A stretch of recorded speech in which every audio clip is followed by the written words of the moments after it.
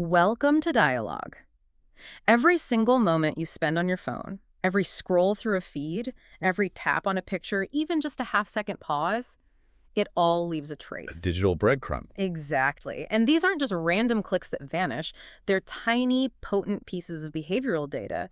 And when they're combined, they instantly create this detailed, dynamic, and incredibly valuable commodity. Your behavioral profile. Yes, your behavioral profile. It's this digital reflection of who you are, what you want, and maybe most importantly, what you're likely to do next. Most of us think, we give up our name, maybe our birthday. But the true scope of what's being collected and sold it's just staggering. It goes so far beyond what we choose to share. And that comfort zone, that assumption, is precisely what this deep dive is all about. Yeah. We really need to have a research-based examination of the machinery that's running behind the screen. We want to move past the general paranoia and get into the actual facts of how this ecosystem works. Right. So our mission today is to tackle three big questions that directly impact your career, your financial future, and your personal autonomy. First, what is actually being collected? Second, why do these platforms need it so desperately? And third, how is this data being used right now, and how will it be used decades from now in things like hiring and insurance? This isn't just an interesting topic, it's essential. It really is. Because the data being collected about you right now, your habits, your inferred personality, your emotional state, it will directly influence major life decisions years from now. It could affect the job you get, the interest rate you're offered. This isn't just about privacy anymore. It's about your agency. It's about making sure your future isn't being shaped by an algorithm that thinks it knows you better than you know yourself. A future that's been quietly curated for you. Exactly. Okay, so let's unpack this. Let's start by looking at the three layers of data collection. We can really break it down into three dimensions, moving from the most obvious to the most abstract and powerful. And the first dimension is the one most people think they understand. It's the surface layer. This is the visible tip of the iceberg. It's all the information you consciously and intentionally give them. When you sign up, you provide your name, your email, your birthday, you fill out your bio. Right, the stuff you actually type into the box or choose to upload. You post a photo, you know the platform has it, you send a message, you assume it's being processed. Precisely. It includes your photos, your videos, your comments, messages, and your location if you manually tag a post. Users feel a sense of control here because they chose to share it. There's a feeling of a clear transaction. I get to use the service. Yes, but that intentional data is just the starting point. It's static. The real prize for the platforms is the dynamic data, the stuff that flows constantly. And that brings us to the next layer, the silent layer, which is always operating in the background. Most people don't even know it's there. The silent layer is where it gets automated and continuous. This data is gathered constantly without you doing anything other than just using your device. It's purely observational. So give us some examples. What is my phone silently giving away right now? Well, it starts with something called device fingerprinting. This is a technique to uniquely identify your specific hardware. Think of it like a permanent ID card for your phone that's almost impossible to change. What kind of details are on this ID card? Everything.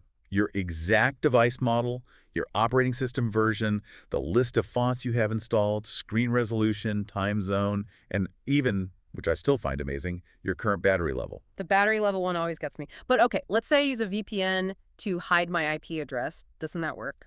A VPN only hides your location. It doesn't change the unique combination of your operating system and the specific fonts you have installed. That combination creates a signature, a fingerprint, that follows you across apps and websites. So the platform can confidently say, that new visitor is the same person whose profile we already have. So there's almost no escaping it. Okay, what about how we physically use the phone? That's the next part. Movement and rhythm metrics. This tracks your physical relationship with your device. How long do you dwell on a post before scrolling? How fast do you scroll through your feed? They're literally measuring your attention span in real time. And it gets even more granular than that, right? It does. It gets into biometric metadata, your typing rhythm, for instance. The subtle pressure you apply to the screen, the pauses between keystrokes. These signals can be used to infer your emotional state if you're stressed, concentrated, frustrated. So if I start typing faster and harder than usual, the system flags that as a deviation from my baseline. Maybe I'm anxious. Exactly. It's analyzing the physical manifestation of your engagement. Then, if you've granted the permissions, and most people do without reading, the platforms start building what are called shadow profiles. Okay, explain shadow profiles. This is data from outside the app itself, correct? That's right. It's about tracking your behavior across the wider internet. They use tiny trackers, often just a single pixel. On third-party websites or in marketing emails, they can see your search history, your ad clicks, and this is a big one, if you've uploaded your contacts, they scan that list. So they can build a profile of my friends and family, even if they've never signed up for the service. Precisely. They know who is in your network, which allows them to make predictions about you based on the behavior of people you know. That's unsettling. It's all about connecting your potential behavior to your network's actual behavior. Mm. And of course, the most common silent data is location, geographical data. And we're not talking about your city. We're talking much more precise. Much more. It's collected not just by GPS, but by mapping the Wi-Fi networks and Bluetooth beacons around you. So even if you turn off GPS, your phone is constantly scanning.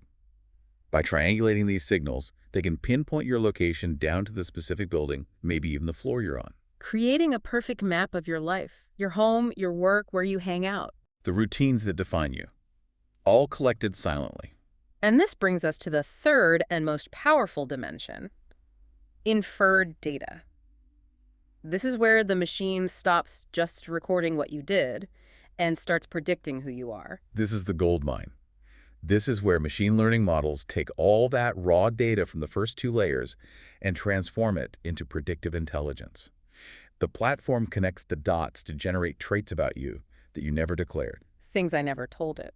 Things you never told it, but that it believes it knows with a high degree of certainty. So how does that actually work? How can it infer something complex like my income level? It's a layering process. It's probabilistic. To infer, say, your socioeconomic status, it's not looking at one signal. It's looking for a convergence of dozens of them. For instance, The average income of the neighborhood where your phone sleeps at night, the make and model of your phone from that device fingerprint, the kinds of brands you follow or engage with, how often you travel. The model takes all of that and assigns you an income proxy. wow. It's basically assigning a financial worth to my profile without my input. What about something more abstract, like my political beliefs? They can infer that with remarkable accuracy. And the key isn't always what you post, but how you engage. Do you share content that triggers fear? Or content that promotes collaboration? What kind of news sources do you click on? Even the language you use in comments helps place you on an ideological map. And it goes deeper into our psychology, too. Absolutely. It infers psychological traits. Are you introverted or extroverted based on your network size and how often you interact? It can even estimate your relationship stability by tracking shifts in how often you engage with a partner's content. And crucially, it tracks your current emotional state. How does it do that? By looking for patterns. Low energy scrolling, maybe more engagement with content related to sadness or stress, or just a change from your normal posting schedule. All of these are signals. So the system can tell I'm having a bad day, and then it knows exactly what to feed me to keep me scrolling. That is its function. It also predicts future intent. It can calculate the likelihood you'll buy a major item in the next 6 weeks based on your search patterns. You research a product, then you compare prices, then you read reviews. That sequence is a huge signal. But the most incredible part of this, the part that feels almost like science fiction, is predicting those huge, life-altering events. This is the ultimate synthesis. The system detects a cluster of small, seemingly unrelated behavioral shifts. A change in financial searches, maybe you start looking at content about parenting, or your social interaction patterns change subtly. And it compares my pattern to millions of others. Exactly. And by doing that, it can predict major life events. Pregnancy, divorce, a big move, a job change. And sometimes it predicts these things before the person has even told their family. In some documented cases, it seems to have predicted it before the person has fully, consciously acknowledged it themselves. The ability to predict a divorce before it's even been discussed. That's what makes this data so incredibly powerful and valuable. And that leads us right to the big question. Why? Why do they need all of this? Well, once you grasp that predictive power, the why becomes very clear. This data isn't a byproduct of the service. It is the service. It's the essential fuel for a multi-trillion-dollar digital economy. And the most immediate goal is simply to keep us on the platform, the engagement imperative. That's right. At its core, an algorithm is just an optimization engine, and its one goal is to maximize your engagement, maximize your dwell time. The longer you're there, the more data they can gather and the more ads they can show you. So how does the data translate into keeping me hooked? It allows for surgical precision in curating your feed. It knows exactly what kind of content will grab your attention, and it knows the precise emotional cocktail, a bit of outrage here, a hit of validation there, that will keep you scrolling. And it's not based on what I say I want to see. Not at all. That's the critical insight. It's not based on your conscious preferences, it's based on what your behavior reveals will keep you addicted. If you say you want positive news, but spend 3 times as long arguing in the comments of a controversial post, the algorithm learns that conflict is the real emotional trigger for you. It follows my attention, not my intention. Perfectly put. And that engagement serves the primary economic engine, targeted advertising. This is still the bedrock of how these companies make money. It is, because the data allows for a level of precision that commands premium prices. An advertiser isn't just buying space, they're buying access to a very specific person with a very specific inferred intent. So it's not just women 25 to 35. No, it's women in their second inferred trimester living in a high-income zip code who have recently scrolled past eco-friendly baby products. That level of precision is almost irresistible to an advertiser. Which brings us to that sort of harsh truth about the whole system. It does. The user is not the customer. The advertisers are the customers. The user's attention, their predictable behavior, their future intent, that is the product being manufactured, refined, and sold. But it's not just for ads in the here and now. All this data we provide is also a massive, ongoing investment in the future of technology. We are essentially training the next generation of AI for free. Every single interaction you make feeds these machine learning models. Your photos train facial recognition. Your voice in videos trains natural language processing, teaching the AI to understand not just words, but sentiment and context. And this technology doesn't just stay inside the social media app. Absolutely not. These systems, the ability to recognize faces, to detect emotion in text, to predict behavior, these become foundational technologies that get licensed and sold to other industries: security, defense, finance. Our daily clicks are building the scaffolding for future surveillance and AI systems on a global scale. So this is where it really moves beyond just advertising. This is the frontier, monetizing predictive analytics. This is it. It's moving from recording the past to predicting the future. Because when you can accurately predict behavior, you can influence it at scale. The platforms can now estimate the when of your life, not just the what. Explain that, the timing aspect. How does knowing when I'm vulnerable become a trillion-dollar asset? It's about delivering an intervention at the moment of least resistance. Let's say the algorithm infers you're feeling lonely, maybe based on late-night scrolling, and searches for connection. It won't just show you an ad for a dating app tomorrow. When will it show it? It'll show you that ad at that precise late-night moment when your emotional defenses are lowest and you're most receptive. It can estimate when you're stressed about money and deliver an ad for a high-interest loan.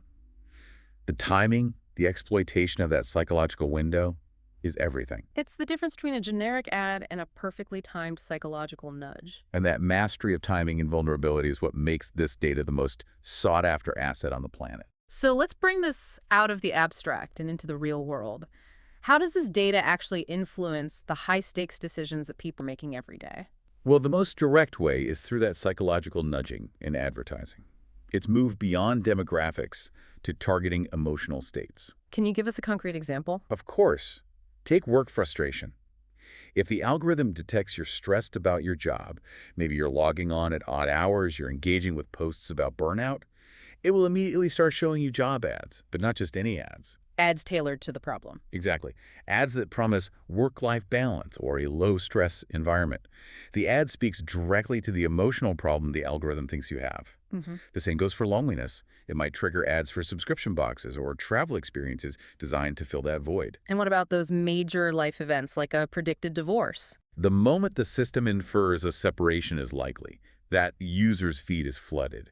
Ads for new apartments, for financial services that specialize in splitting assets, and of course for dating apps. It's capitalizing directly on that moment of instability. Now, we have to touch on the political side of this. And just to be clear for everyone listening, we are reporting on the capability of this technology, not endorsing any particular use or political side. It's crucial to remain impartial here. The data is used by political campaigns globally to identify and target distinct psychological profiles. What can they identify? They can pinpoint swing voters and then target them with messages designed to play on their specific inferred anxieties or hopes. They can identify low-engagement citizens who could be motivated to vote, or in some cases, discouraged from voting. And they can target based on emotional triggers. That's the most powerful part. They can segment the population by personality. A person who the data suggests is highly fearful gets messages about security threats. A person who profiles as highly open gets messages about innovation and freedom. The message is tailored to exploit the inferred personality trait. So it becomes this mechanism for psychological targeting on a massive societal scale. It really does. Okay, this next part is so critical for our audience. Let's talk about the digital footprint in employment and finance. How what you like today can literally cost you a job or a loan tomorrow. The wall between your online social life and your real-world financial life is, well, it's gone. Insurers, for example, are now looking beyond just your health records. What are they looking at? They're looking at your inferred lifestyle. Does your online behavior suggest you're a high-risk individual? Maybe your spending patterns are impulsive, or you engage with groups associated with risky hobbies. That can absolutely affect your rates for car insurance, life insurance, everything. But surely those inferences can be wrong. They can be. But the algorithms don't need to be perfect. They just need to be statistically predictive. If the profiles they flag as high risk are even 10% more likely to file a claim, that's enough for the insurer to justify charging that entire group more. And what about getting a job? In employment scanning, we're seeing third-party companies provide reports to HR departments. They scan a candidate's digital footprint, not just for obvious red flags, but for inferred psychological traits. Is this person emotionally stable? Are they prone to frustration? These scores can influence who gets hired. How is that even legal? It feels like it could be discriminatory. The challenge is proving it. The data is often sold as an aggregated stability score. It doesn't say this person follows a controversial political account. It just gives a number. The opacity of the system is its best legal defense. And this extends to creditworthiness, too. Yes. Financial institutions are exploring using your engagement patterns and inferred lifestyle to estimate your ability to repay a loan. If your profile suggests impulsive spending, that's a red flag. Finally, what about governments? In many parts of the world, governments are major consumers of this data. They either demand it legally or purchase it from brokers. For what purposes? Predictive policing, which uses data to flag individuals or neighborhoods as high risk, monitoring protest movements by tracking activists, general intelligence gathering to gauge public sentiment. Even with the best intentions, it creates enormous ethical problems around constant surveillance. It creates a chilling effect. You start to self-censor. Which is the long-term erosion of free expression. So we've established the power of this data. We need to follow the money. Let's talk about the data marketplace. Who is actually buying and selling your profile? This is the invisible, multi-hundred-billion-dollar industry that underpins the modern internet. Your profile gets packaged, enriched with other data, and then resold over and over again. It essentially becomes immortal. How does the data even move from a social media platform to, say, a data broker? It can't be as simple as them just selling a list of names. It's intentionally complex. They rarely sell a raw, named list. One method is selling aggregated or pseudo-anonymized datasets. Another is sharing highly detailed logs with trusted partners. But the main way is through APIs, right? Application programming interfaces. That's the key. It's not a data dump. It's a controlled faucet. It allows a third party, like a data broker, to query the platform's data in real time. The broker can ask, show me all users in this zip code who recently searched for a new car, and the API delivers the results. So the platform can claim we don't sell your data while still providing monetized access to it. Exactly. And, of course, data is shared freely across a company's own subsidiaries. If a tech giant owns a social platform, a fitness app, and a map service, data from all three flows together to build one master profile of you. What about the idea that this data is anonymized? Is that a myth? It is a dangerous myth. Researchers have shown time and again that you can re-identify an anonymized profile with just a few unique data points. Your location patterns, your device fingerprint, your unique set of interests, that combination is often as good as your name. Your behavior is your fingerprint. It is. Your behavior is unique to you. So who are the major buyers in this marketplace? The biggest players are the data brokers, the aggregators. Companies like Axiom, Experian, Oracle, their entire business is synthesis. They buy social data and combine it with everything else. Your credit card purchase history, public records, property ownership, loyalty card data. This is what's called data enrichment. Yes, they take a raw signal from social media, say you follow an account about tiny homes, and enrich it. They combine it with real-world data showing you have a high mortgage balance. Now, you're not just someone interested in tiny homes. You're categorized as a financially stressed downsizer profile, which is a much more valuable category to sell. And who buys that enriched profile? Large corporations, to predict who might switch to a competitor or to hyper-target their marketing. Financial institutions and insurers, to calculate risk. And, as we discussed, governments, for security and intelligence. This brokerage industry fuels the entire modern influence machine. This all brings us to the bigger picture risks, the societal and personal cost of this system. Right, because this isn't just a technical process. It has a very human cost, starting with the loss of your own agency. And that starts with the idea of the immortal profile. It does. You can delete the app, you can even delete your account. But your behavioral data has already been sold and resold. It lives on in server backups and training data sets forever. It's completely independent of your choice to leave the platform. So a profile of my behavior from 10 years ago could be used to make a decision about me today. Absolutely. And this leads to something we can call anticipation at scale. Companies and governments gain the ability to predict your decisions better than you can yourself. If an algorithm knows you're 70% likely to look for a new job next quarter, it has an advantage over you. And it can use that advantage to influence your choice. Which is where we get invisible influence. Yeah. The system nudges you towards certain outcomes, a purchase, a political view, at moments when you're most vulnerable, without you ever realizing you're being steered. That is the fundamental erosion of autonomy. And it also creates this massive concentration of power. An unprecedented concentration. A handful of corporations now hold detailed behavioral data on billions of people. And they use it not just to influence behavior, but for emotional manipulation. The feed is curated to keep you in a specific emotional state, maybe low-grade anxiety, maybe constant outrage, that maximizes your engagement. We're also facing what some have called the end of anonymity. Because your metadata, your unique scrolling rhythm, your location patterns is enough to identify you. Any pretense of genuine privacy in the digital public square is effectively gone. I think the most insidious risk, though, is that we're just getting used to it. The normalization of surveillance. That is the greatest long-term danger. We're coming to accept constant monitoring as the price of admission for digital life. We start to self-censor because we assume we're always being watched and judged by these systems. That acceptance is the real threat to individual freedom.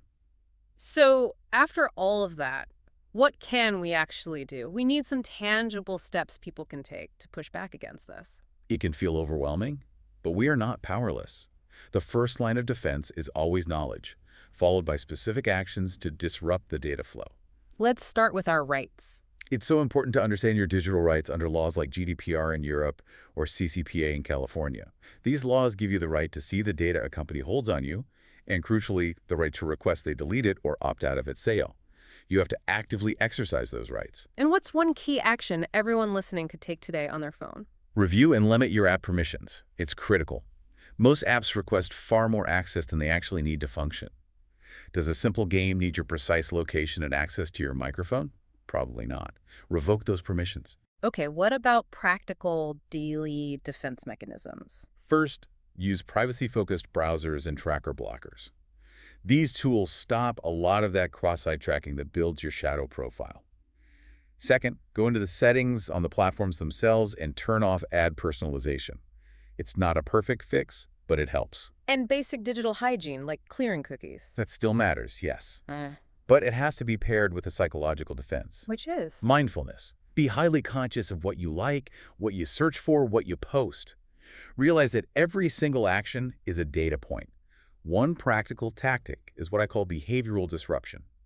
What does that mean? Occasionally, deliberately engage with content that's completely unrelated to your actual interests. Search for something random, like a few posts you don't care about. It introduces noise into your profile and can slightly reduce the algorithm's statistical confidence about who you are. So the core message here is that awareness is the first and most critical line of defense. Understanding how it all works is the key. It is. You cannot fight what you cannot see. By shedding light on the mechanics of this ecosystem, you empower yourself to make informed choices about your digital footprint and ultimately about your own future. Data is, without a doubt, the currency of our time, and when it's used ethically, it can power incredible innovation. But as we've laid out today, it is also a commodity that can be weaponized, commercially, to nudge you at your most vulnerable, politically, to target your psychological profile, and personally, to influence your emotional state and your major life choices. So the question is no longer just what are they collecting? The answer to that is basically everything, everything down to the rhythm of your typing. The real question we have to ask now is what future will be built with the data we are all leaving behind? If you enjoyed this conversation, please like, subscribe, and share this video. Also, let us know in the comments what really stood out to you in this conversation and if there's any related topic or new topic that you would like covered in a future video.